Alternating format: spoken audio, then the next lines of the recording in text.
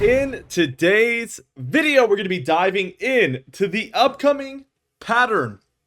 And this is going to be a revolving door pattern, as we've mentioned earlier in the days past. We've talked about how it's going to be very warm at times, which is a big change from what we've seen recently.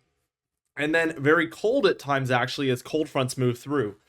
This constant warming with humid air and then cold fronts rolling through is going to present a serious risk of severe weather, not only for the deep south, but also into the southeast, the south central, and some of the plains and Midwest. We're going to be looking at severe weather threats throughout these areas over the coming weeks. So we're going to be discussing these things. Major winter storms overall. Snowfall is looking more apparent than previous model runs, so a little bit snowier on today's video as well for areas in the Mid-Atlantic, Ohio Valley, Northeast.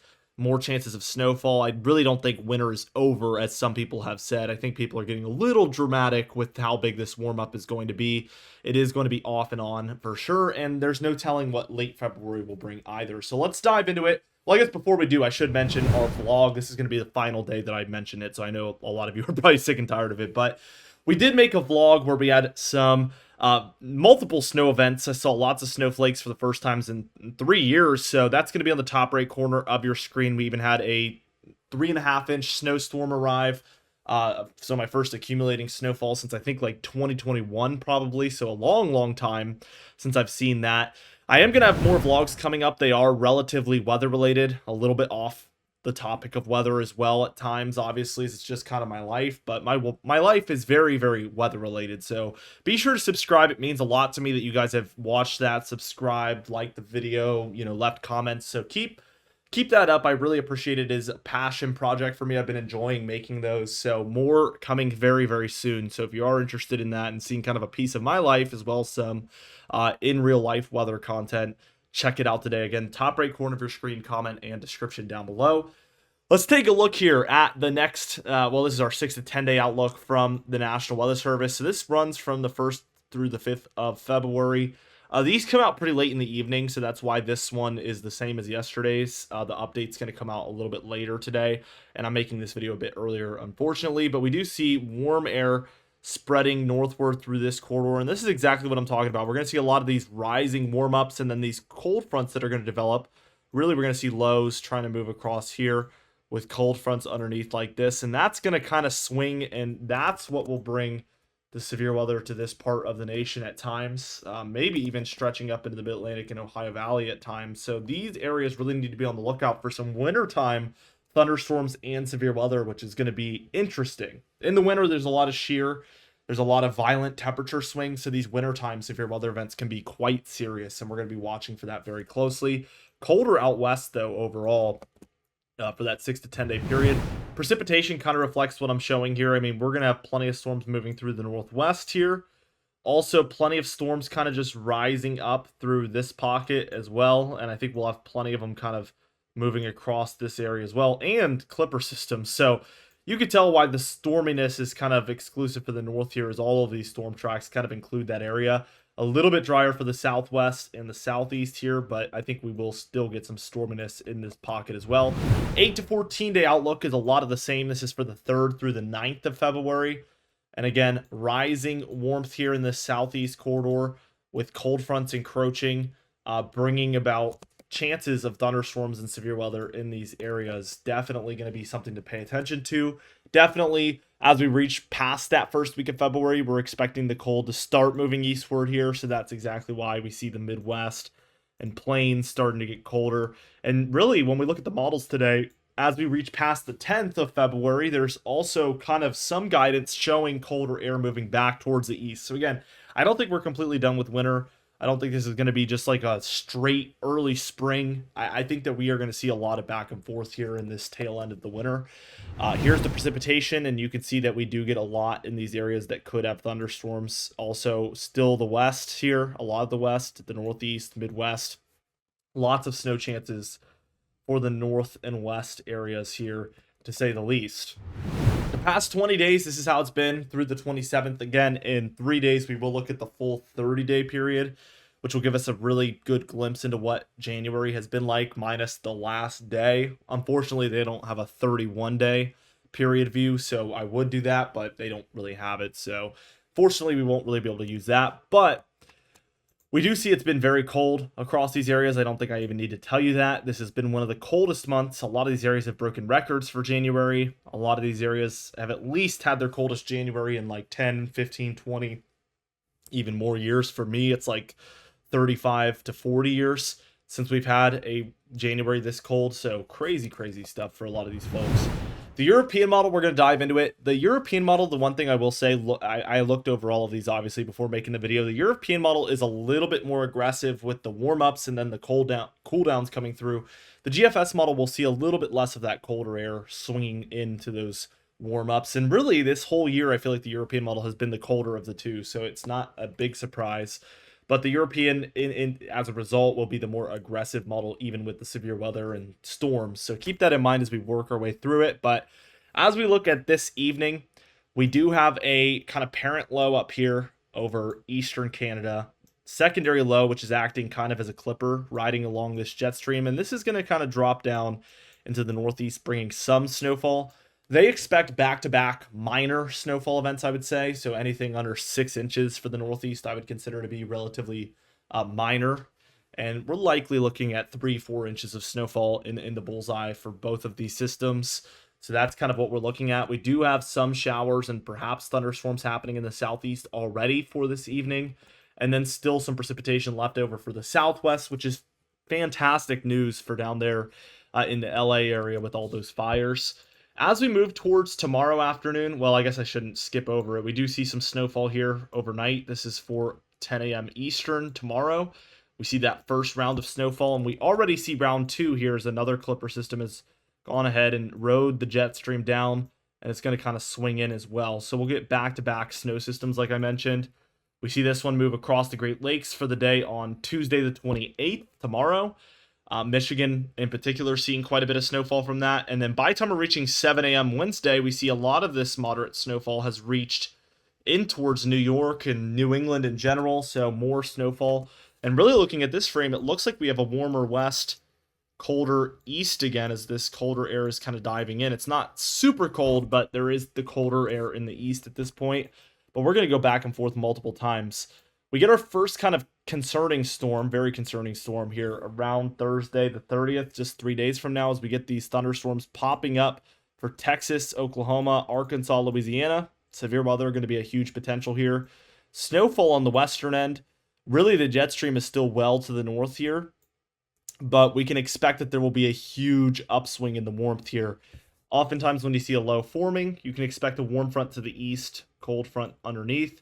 So this warm front can be expected to continue to progress northward, pulling the warm air up. That's kind of the flow that we're going to see here. So let's see what happens. This is Thursday afternoon. Again, thunderstorms really, really prevalent throughout the south central states right there. As we move towards Friday here on the 31st, we see the low is near the Ohio Valley. Cold front swinging underneath. Warm front out to the north here. And we, as a result, basically get a warmer day. Lots of pushing warm air up the East Coast, and we end up with a pretty significant thunderstorm risk for the southeast and mid-Atlantic areas as soon as Friday the 31st, just 4 days from now. Also, by this date, we're seeing some snowfall, by the way, on the northern end of this storm, but also we see a pretty significant storm system for the northwest of the United States as well as the southwest of Canada, bringing a lot of mountainous snowfall and some lower elevation rainfall. So I know typically this is expected all the time in the wintertime, but they have had a overall less active winter than normal. So this is a little bit more notable than your typical years. Saturday, February 1st, what we're left with is some cooler air to the north here in the east. A little bit closer to normal for the southeast, not really any hugely departing temperatures from typical. We do see snowfall, rainfall, mixed bag out there in the west, so still some activity prevailing into Saturday the 1st. Here is Sunday the 2nd. We end up with a little bit of a low pressure system here near the Great Lakes, bringing some snowfall, especially to Canada, but also near the upper Midwest and Great Lakes areas of the United States. We continue to see some pretty significant activity in the west as this is day 3 of snowfall for some of the Cascades and Rockies, so definitely a substantial snow system out there. By Monday the 3rd, We do end up with that Great Lakes low over the northeast now, and we end up with some higher elevation snowfall, lower elevation rainfall, continued activity in the northwest as well. As we move towards Tuesday, here's another one of those colder dates where we have the cold air actually diving into the east here. We have warmer air pushing out for the west. And really, this is not the warmest look in the world. And if we were to get a storm during this time frame, really any of these areas could see snowfall. So this is not your typical torch pattern through the winter, if you will, that a lot of people have kind of assumed it will be. This is still very close to normal, warmer than normal at times, colder than normal at other times, and it really evens out to pretty close to normal for the most part. As we reach towards Wednesday here on the 5th, we continue to see western activity. You can tell that this is going to be a hot spot for snowfall and rainfall in general. Some storminess spiking for the south central states and really the southern plains in general. This is definitely worth noting. We could get another pretty major storm rising up through there, and by Thursday the 6th, we do see that. Another low forming. Your jet stream looks about like this. And likely what we're going to end up with is another warm front, cold front situation, which will feature severe weather for a lot of these areas once again. So we see already thunderstorms rising up throughout Kansas, Missouri, Arkansas, Oklahoma, Texas, and Louisiana. Kind of your classic areas there. By Friday, this storm really takes off. This one could be even more violent. If we see it this way, of course, this is around 10 to 11 days out. So the confidence in the one coming up in 4 days from now is much higher than this one. But this is a worse look as of now, what we're getting from the models. Your low is here. You have a pretty substantial warm front, which is why we're seeing this crazy rising of the warm air out to the east here. This is bringing very humid, very warm temperatures up the east coast, and it's basically flowing in from the Gulf. Very interesting, not unheard of though. We see this low over the Great Lakes, swinging cold front, and the thing that makes this one more impactful is your warm front has a more dramatic effect on this storm. We can tell that there is some serious ridging going on in the east. And then the cold front appears much more substantial as well. We have this very frigid air behind that cold front. And we know, we learned this in elementary school, but the difference between the cold and the warmth is what makes the difference. It really is what's going to increase the intensity of these storms and the instability. And when you have this Arctic air behind this cold front and the very unseasonable warmth and humidity out ahead of it, that is going to lead to some serious instability. And I think that's why we're just seeing an overall explosion of storms here throughout areas of the Ohio Valley, deep south here. Really, really interesting. By the time we reach towards Saturday, we see this strong cold front. Again, look at the jet stream.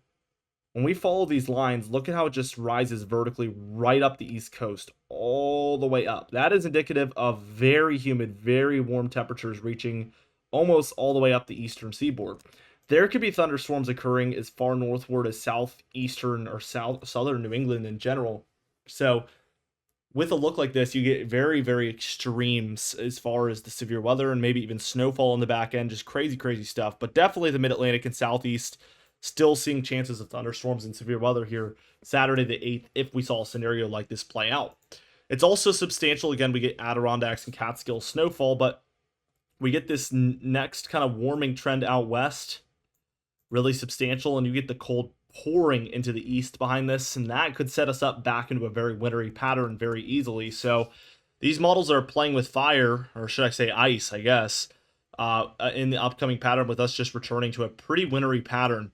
Still, by this point, if you're able to follow the jet stream, it's a little bit more of a ridge in the west, trough in the east. It's not extreme, but you can tell there's some dipping going on in the east, ridging going on in the west, and that is worth noting for sure.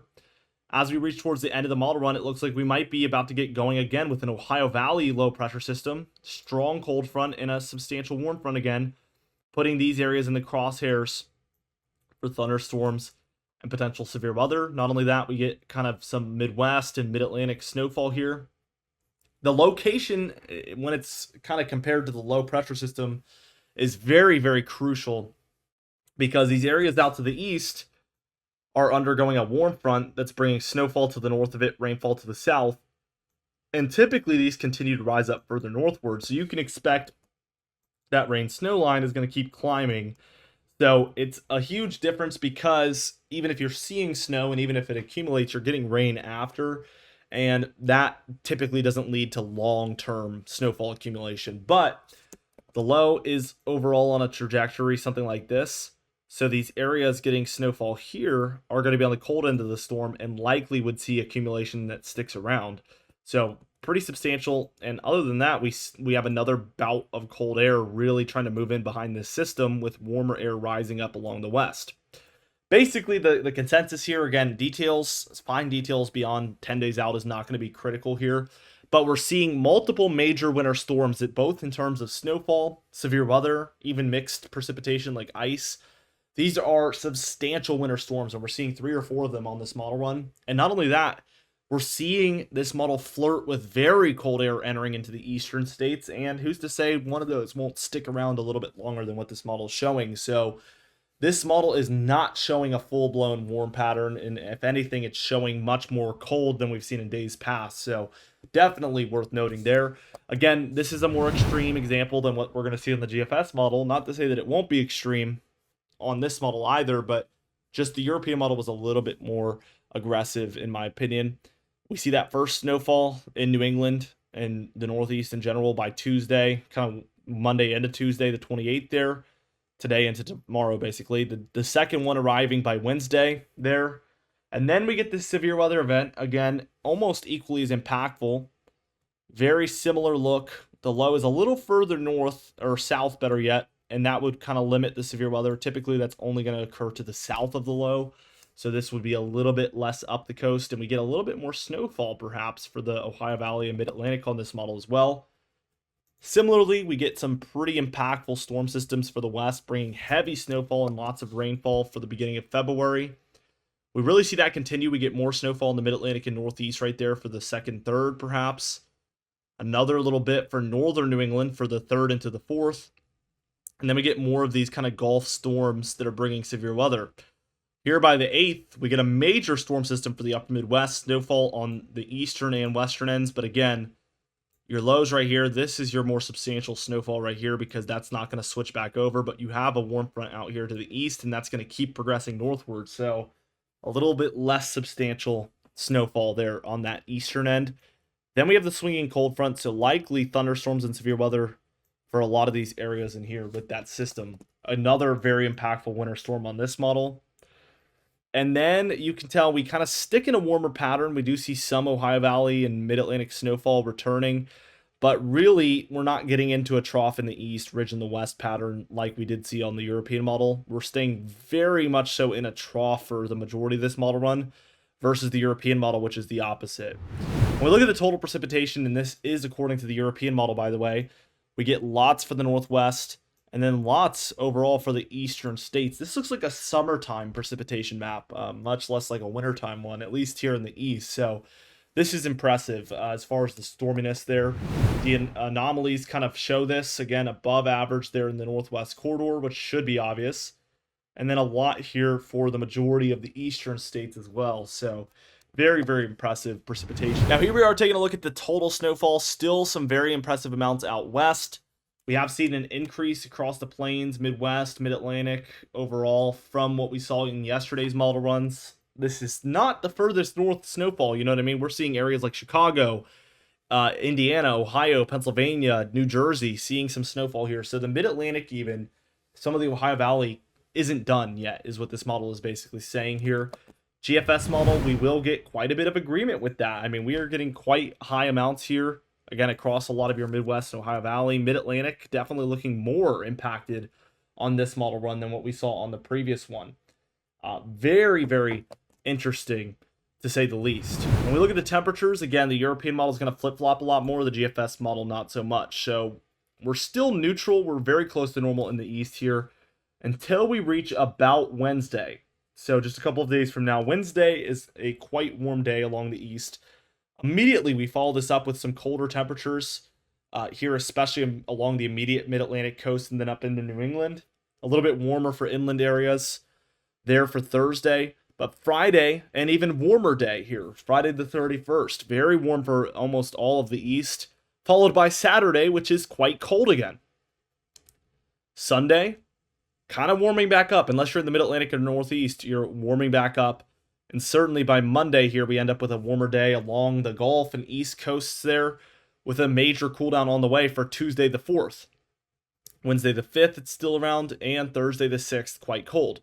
We warm back up, though, for Friday the 7th, Saturday the 8th, and then we're starting to see some cold air intrude again at the end here, and it looks like it's maybe even some more major cold air on the way for the 11th. So all over the place. I don't think I've ever seen a model run suggest, a warm day, cold day, warm day, cold day, like that close together. It's crazy how much we're fluctuating in the temperatures here. And it's just going to increase the activity and instability overall if we see something like that. We will see some differences here on the GFS model where, again, it's going to be a little bit less aggressive with those fluctuations. We do warm up here overall for Wednesday. Thursday's a little cooler, but not quite as impactful as we saw before on the European model. Friday is quite warm. Saturday, there is a bit of a cool down. Sunday, we warm back up, though. Monday, we're warm.